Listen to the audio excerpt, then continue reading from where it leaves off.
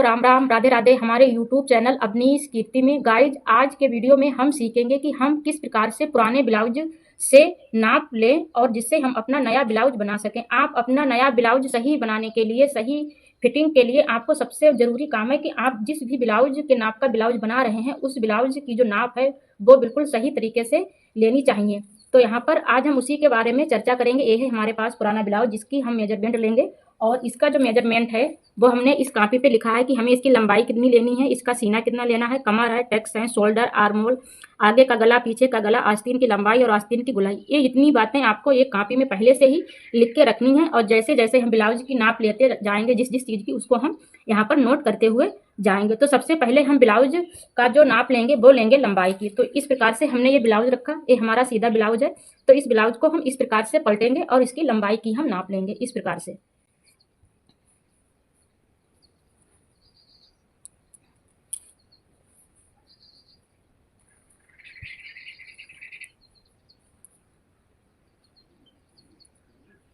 तो यहाँ पर हमने ब्लाउज को इस प्रकार से रख लिया है और हमें इंची टेप को शोल्डर के ऊपर जो सिलाई है उसके ऊपर इस प्रकार से रखना है और हमें यहाँ पर इस प्रकार से ब्लाउज की लंबाई की नाप लेनी है। हमें कपड़े को बिल्कुल खींचना नहीं है, बिल्कुल आराम से कपड़े को रखना है।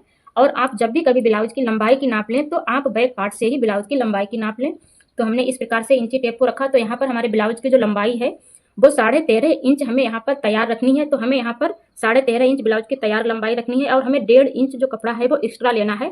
तो यहाँ पर हमें 15 इंच लेना है क्योंकि आधा इंच जो कपड़ा है जब हम शोल्डर को ज्वाइन करेंगे तो उसमें चला जाएगा और 1 इंच कपड़ा जो हम ब्लाउज में तुरपाई करेंगे तो उसमें चला जाएगा। तो 13.5 तो हमारी तैयार लंबाई थी, इतनी जो 13.5 है इतनी हमारी तैयार लंबाई है। आधा इंच कपड़ा हमारा शोल्डर में चला जाएगा और 1 इंच जो कपड़ा है वो हमारा तुरपाई में चला जाएगा। तो हमें यहाँ पर टोटल जो लंबाई रखनी है जब हम अपने ब्लाउज की कटिंग करेंगे तो हमें 13.5 प्लस 1.5 इंच और हमें ऐड करना है। तो बराबर हमें 15 इंच यहाँ पर लंबाई रखनी है। 13.5 इंच हमें ब्लाउज की तैयार लंबाई और 1.5 इंच हमें एक्स्ट्रा, तो टोटल हमें 15 इंच लंबाई को रखना है। अब हमारी दूसरी स्टेप क्या है? पहली स्टेप में हमने यहाँ पर ब्लाउज की लंबाई की नाप ले ली। अब हमें ब्लाउज को इस प्रकार से पलटना है। अब हम आपको 2 प्रकार से ब्लाउज के सीने और कमर की नाप लेना सिखाएंगे। एक तो तरीका है, अभी हम आपको बताएंगे कि हम किस प्रकार से ब्लाउज के सीने और कमर की नाप ले सकते हैं। इसको नाप लेने का 2 तरीके हैं। एक तो आप ब्लाउज को इस प्रकार से रखें, ये जो हमारी आई वाली पट्टी है इसको नीचे रखें और ये जो काज की पट्टी है इसको इस प्रकार से ऊपर रखें और ब्लाउज को बिल्कुल बराबर रखें इस प्रकार से जैसे हमने रखा है। बिल्कुल शोल्डर और आस्तीन को बिल्कुल सही से रखना है। आप देख सकते हैं जिस प्रकार से हमने रखा है। इस प्रकार से रखने से आप इंची टेप को यहाँ रखेंगे एक साइड में और इस प्रकार से आप रखते हुए इस प्रकार से आप नाप लेंगे। तो यहाँ पर हमारे 18 इंच आ रहा है। तो 18 का जो डबल होगा 18 दूनी 36। तो यहाँ पर हमारी जो कमर है वो यहाँ पर जो हमारा सीना है वो 36 इंच आएगा, आप देख सकते हैं। और इसी प्रकार से कमर जो है आप कमर की नाप लेंगे। तो इस प्रकार से इंची टेप रखेंगे कमर पर और इस प्रकार से नाप लेंगे। तो यहाँ पर हमारी जो कमर आ रही है वो 16 इंच आ रही है। तो 16 का हम डबल करेंगे तो 32। तो यहाँ पर जो हमारी कमर है 32 इंच और सीना है वो हमारा 36 इंच है। ये तो एक तरीका है कि इस प्रकार से आप कमर और सीने को नाप सकते हैं। दूसरा तरीका हम आपको बताते हैं। आप ये जो हमारा काज का जो पार्ट है इस पार्ट को हम इस प्रकार से रखेंगे और यहाँ पर रखेंगे। तो यहाँ पर हमारा कितना आ रहा है? 9 इंच आ रहा है। ये जो है 9 इंच आ रहा है और 9 को हमें 4 से गुणा करना है। तो 9 चौक 36 क्योंकि हमारे 4 भाग बनेंगे क्योंकि ये ब्लाउज का एक पार्ट ए है और एक पार्ट ए, 2 पार्ट ए हो गए और 2 पार्ट पीछे के साइड में बनते हैं। तो टोटल कितने? 4 भाग बनते हैं। तो 9 को हम 4 से गुणा करेंगे तो 9 चौक 36, तब भी हमारा 36 इंच आ रहा है। तो आप सीने और कमर की जो नाप है वो 2 तरीके से ले सकते हैं। जैसे कि हमने यहाँ पे बताया, आप इस प्रकार से भी ले सकते हैं। जैसे इस प्रकार से हमने नापा था, ये हमारा 9 आ गया और 9 को 4 से गुणा कर दीजिए, 36 इंच हमारी कमर आ गई। इसी प्रकार से सीना आ गया और इसी प्रकार से हम कमर की नाप लेंगे। यहाँ पे कितना हमारा 8 आ रहा है और 8 को 4 से गुणा करेंगे तो 8 चौक 32। तो वैसे भी 32 आ रही है। अगर हमने इस प्रकार से नाप लिया तब भी हमारी 32 कमर है आ रही है। तो आप सीना और कमर की जो लंबाई है 2 तरीके से ले सकते हैं, आपको जैसा सही लगे। आप अगर इस प्रकार से नाप लेते हैं तब भी आपकी फिटिंग है सही आएगी और अगर आप इस प्रकार से नाप लेते हैं तब भी आपकी जो फिटिंग है वो सही आएगी। तो आप 2 प्रकार से सीना और कमर की नाप को ले सकते हैं। तो यहाँ पर हम यहाँ पे अपने कॉपी पे लिख लेते हैं। यहाँ पे हमारा सीना कितना था? 36 था तो यहाँ पे 36 लिख लेंगे, और कमर हमारी 32 थी तो 32 इंच लिख लेंगे।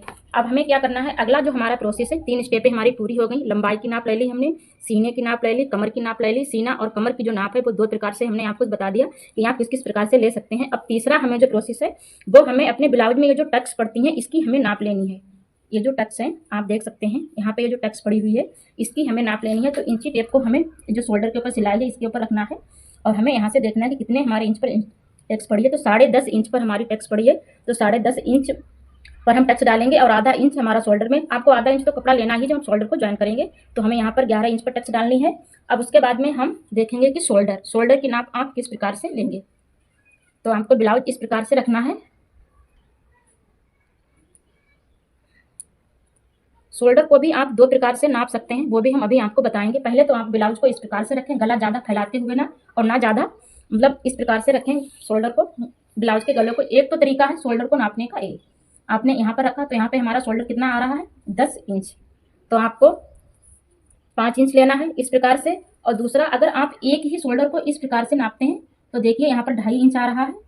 अगर आप एक शोल्डर को नापते हैं तब भी आपको दोनों शोल्डर का मेजरमेंट आ जाएगा। अगर आप इस प्रकार से नापते हैं तब भी सही है। तो यहाँ पर हमारा जो शोल्डर कितना आ रहा है 2.5 इंच ए, और 2.5 इंच ए कितना हो गया 5 इंच हो गया। और आधा इंच हम लेंगे, ये जो हमारे जो शोल्डर हैं जब हम आस्तीन को ज्वाइंट करेंगे इधर से, तो आधा इंच हम बढ़ा के रखेंगे। तो 5.5 इंच पर हमें अपने शोल्डर को कट करना है, क्योंकि आधा इंच तो हमारा दबाव में चला जाएगा। जब हम अपनी आस्तीन को शोल्डर में ज्वाइन करेंगे तो आधा इंच जो कपड़ा है हमारा इस साइड में चला जाएगा, और आधा इंच जो कपड़ा है वो इस साइड में चला जाएगा। तो 5.5 इंच पर हम शोल्डर को कट करेंगे, आधा इंच एक्स्ट्रा। आप जब भी शोल्डर में कट करें तब भी आधा इंच कपड़ा को आप ज्वाइन करना है, और यहाँ पर जब आप टक्स डालें तब भी आपको आधा इंच कपड़ा प्लस करके आपको कट करना है, ठीक है। तो ये तो हमारी शोल्डर की नाप हो गई 2 प्रकार से। फिर से हम आपको समझा दे रहे हैं, एक तो आप इस प्रकार से शोल्डर को नाप सकते हैं, और दूसरा केवल आप इस शोल्डर को इस प्रकार से रखें और इस प्रकार से नाप सकते हैं।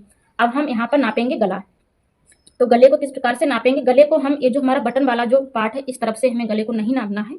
हम जब गले को नापेंगे, ये जो हमारे काज का जो पार्ट है इस तरफ से हमें गले को नापना है। तो हम इस सिलाई पर इंची टेप को रखेंगे सीधा, और यहाँ पर हम देखेंगे जहाँ से हमारा एक हम कलम लेंगे, इस प्रकार से हम एक सीधी लाइन इस प्रकार से खींचेंगे। अगर सीधी लाइन हमारी आ रही है यहाँ पर, तो हमारा जो गला है उतने इंच पर कटेगा। तो यहाँ पर जो गला है वो हमारे 5.5 इंच पर कटेगा। आप देख सकते हैं 5.5 इंच पर हम यहाँ पर गला काटेंगे, और आधा इंच एक्स्ट्रा लेंगे शोल्डर के लिए। अब इसी प्रकार से हम आर्म होल को देखेंगे कि हम आर्म होल किस प्रकार से कट करें। तो इस प्रकार से हम आर्म होल की तरफ इंची टेप को सीधा रखेंगे, और इस प्रकार से हम एक कलम लेंगे और इस प्रकार से एक सीधी लाइन खींचेंगे। हमारी सीधी लाइन इस सिलाई पर आ रही है, उतने इंच पर हमें आर्म होल कट करना है। तो यहाँ पर हमारा जो आर्म होल है वो भी हमारा 5.5 इंच पर कट हुआ है। तो 5.5 इंच तो हमें तैयार रखना है। अगर हम 5.5 इंच ही काटेंगे तो यहाँ पर हमारा आधा इंच तो कपड़ा शोल्डर में चला जाएगा ज्वाइन में, तो हमारा बचेगा कितना 5 इंच। तो यहाँ पर हमारा कपड़ा कम पड़ जाएगा। तो इसीलिए 5.5 इंच हमारा ए है, और आधा इंच हमें और मिला के काटना है। तो हम टोटल जो हम आर्म होल काटेंगे वो हम 6 इंच पर काटेंगे। तो इस प्रकार से हम आर्म होल की हमने भी नाप ले ली, शोल्डर की भी, गले की भी नाप ले ली। अब बची है बात गले की गहराई की, हमें गला जो है वो कितना मतलब काटना चाहिए, गले की चौड़ाई है कितनी होनी चाहिए। तो इस प्रकार से हम रखेंगे इंची टेप।